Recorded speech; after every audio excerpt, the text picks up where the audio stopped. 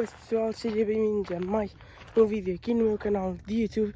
O vídeo de hoje estou aqui para gravar um vídeo a mostrar um pouco da vindima na minha terra.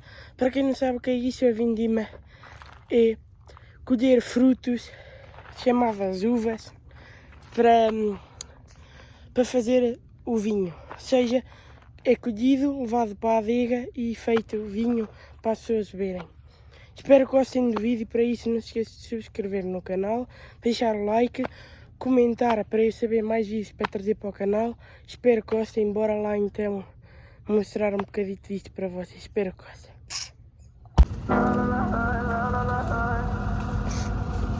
Call me what you wanna, I'll be what you wanna. I've been here 1,000 times. Hey, falling for another, I don't even bother. I could do it all my life.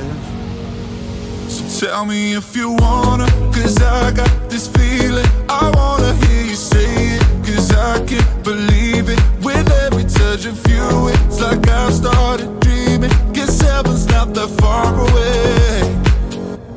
And I'll be singing la la la la la la la la. You're breaking me, la la la la la la la la.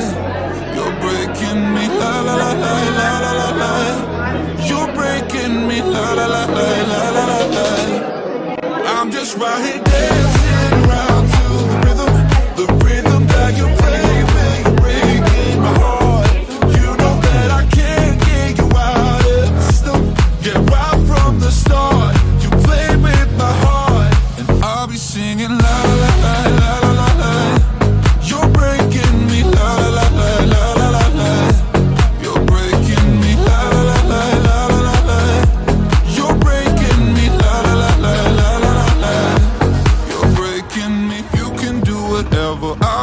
Forever spinning round inside this room.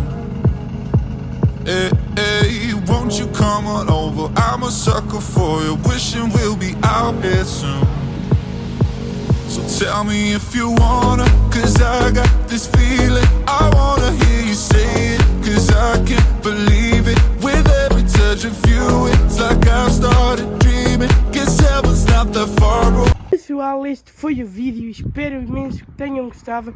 Se gostaram, então não se esqueçam de deixar aquele like, subscrever no canal, comentar para eu saber que vídeo é que vou trazer, o próximo vídeo do canal. Seguirem-me no Instagram, @vicentegama.pt, e este foi o vídeo. Espero imenso que tenham gostado aí de me verem a minha filmar um bocadito da vindima da minha aldeia. Portanto, um abração para vocês e fui.